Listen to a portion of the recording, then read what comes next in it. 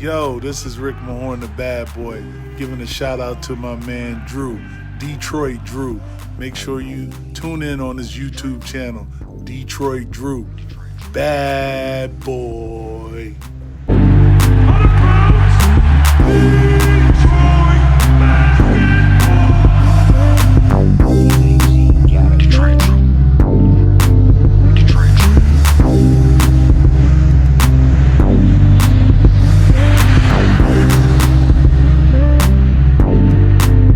Yo, peeps, weather's getting nice here in Michigan's heating up, and so is the NBA news. You always got to have that weather NBA news connection in your intros. But things are getting pretty talkative with the Dallas Mavericks and Kristaps Porzingis. And in case you guys didn't see it, several reports have been coming out that the Mavericks talked to Golden State, seeing what they can get for Kristaps. Not saying that they are actively shopping him, they're just trying to see what's out there. So, of course, me being a Pistons fan first, Mavericks fan second. Shout out to Dallas, man. I'm rocking with y'all. Can the Pistons capitalize on this? Should we go after Kristaps? Granted, Kristaps got off to a little bit of a shaky start this year, coming off of an injury, but he's playing really good right now. Really good. Mavericks still have a lot of things they got to work around. Their team doesn't always complement Luka the right way. They lost Seth Curry in free agency. He's one of the league's best, most efficient three-point shooters. That's always going to affect the team. That's why Dallas isn't where they should be or where people thought they would be. I thought Luka would be in the MVP conversation. He's got good numbers. It's just like the whole team, everyone top from bottom, hasn't played as well as everyone else thought. So, of course, Mark Cuban, being the great owner that he is trying to make the team better. That's one thing I can say about Mark Cuban is he's not afraid to go out there and make a big trade or make a big splash in free agency to make his team better. And right now, I don't think they, are looking at Kristaps as a guy they thought he was. So I'm sure that between now and the trade deadline, we're going to hear a little bit more about Kristaps being involved in trade talks. It does not mean he's going to go anywhere. But if I'm the Detroit Pistons, I have to look long and hard at this, giggity, and think about, should we do this? Because we're about to lose Blake Griffin. We're probably about to buy him out. Probably not going to trade him because no one else is going to want him. Well, Dallas here, on the other hand, they're going to want something big in return because they gave up a lot to the Knicks to get him. Actually, it wasn't that a lot. It was actually kind of a steal. But that's neither here nor there. What would the Pistons have to get up to get Kristaps? Well, you can try to throw Blake in there to balance out salaries, but any fan who watches basketball knows Blake is not what he was. However, Blake would go to the team that is playing meaningful games, and quite frankly, he would be another playmaker for Luka, so that way Luka wouldn't have to do everything. Kristaps, he's a great complementary player to Luka, but they need more playmaking outside of Luka. Blake is a great passer. He's one of the best big men that can pass. You got Jokic, he's number one. Blake's top 5 in terms of big men passing. I'm not talking like LeBron. I'm not considering those guys big men. I'm talking power forwards and centers. Blake is top 5 when he wants to be. Has he done it this year? Not a whole lot, but you get the gist. I think Plumlee is actually someone the Mavericks would look at and be like, okay, let's get that here. Let's get a player like that here. No, not flashy, but he comes in, does the dirty work, and puts up a little bit of numbers. But it's not enough. They need three-point shooting. I will give them Mykhailiuk.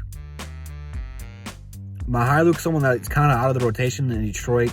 I don't know if Dwayne Casey or Troy Weaver really think he's going to be a part of the plans since Saddiq Bey has emerged as probably the best shooter on the team, or could be the best shooter on the team. Plus, we have Josh Jackson we have to give reps to, all this other stuff. Maybe they want Wayne Ellington.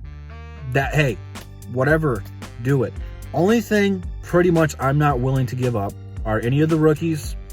I'm not giving up Sekou. I'm not giving up our draft pick. Anything else like that, I would be willing to listen for. Again, I'm not really sure what the Mavericks would want from this team. Obviously, don't want to give up Jeremy Grant either. So it's like all of our good assets, I'm not going to put into Kristaps because with Kristaps, he is injury prone. But when he plays, he is really good. Borderline all-star. I used to hate Kristaps when he was in the Knicks, from when he put in the Knicks. But 2, I was always scared he was going to put one of our players on a poster. When he had that New York Knicks run, where he was dunking everybody, I was like, oh my God. Then he tore his ACL, gets traded to Dallas, and him and Luka did pretty well last year. If Kristaps didn't get hurt again, Who knows what the Dallas Mavericks could have done in the bubble? Who knows? They could have ran the tables. They could have made it more competitive. We don't know. It's a what-if game. But I do like Kristaps, man. His game is very solid. He's a decent shot blocker, but it's something that I think he needs to keep evolving at to get better and hit that next level. If he could average 2.5 to 3 blocks a game, which he's very capable of doing, he would be amazing. There's several things he still needs to work on, but his three-point shot has gotten better. He's more efficient from the field. He's great in the pick and pop, great in the pick and roll. There's so many things like he can do. He still needs to get better, but he's still pretty young, so you can always get better. He is a young borderline star. And people don't talk about that enough. Kristaps is really good. So do I think anything like this is going to happen? Absolutely not. Not for the Pistons. I don't know if this fits our timeline of this rebuild or retooling, whatever you want to call it. Right now, I think the Pistons are just going to be selling their players, trying to get draft picks and young players in return. I don't think we're going to make a big splash like that. And really for Dallas, it doesn't make any sense for them to call us and get anybody of us, because anyone that we have of good value, we're not probably trading. So it kind of sucks, because I always want to do business with the Mavericks, as I want both teams to get better because they're both my teams. But at the end of the day, I don't want one team getting the leverage over the other. I am a Pistons fan first. I don't want to get robbed blind in this deal. And, Dallas is pretty good at making trades and getting a lot in return. So, the Pistons, they should call up and do their due diligence and seeing what's up with this. And hey, if there's a deal Troy Weaver likes, pull the trigger on it, But at the same time, Dallas, what do you want from us, man? Because we ain't got much, man. And I don't want to give up a first rounder for this year's draft, because this year's draft is pretty deep. And the Pistons have a really, really good shot at giving that first overall pick, which, a lot of people want Cade, a lot of people want Green. There's a lot of people want. So going in this draft is playing a huge factor on how active we're going to be on trade deadline in terms of buying. So right now, I think we're just strictly selling and trying to get draft picks, people in return. But let me know what you guys think down below.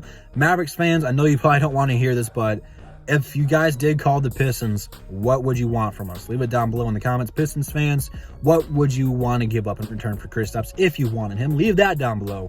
Any questions, comments, thoughts, concerns, leave it below. Instagram, Twitter, DSA members, all in the description. Check it all out, and I'll see you guys in the next one. And that's the bottom line, because Detroit Drew said so.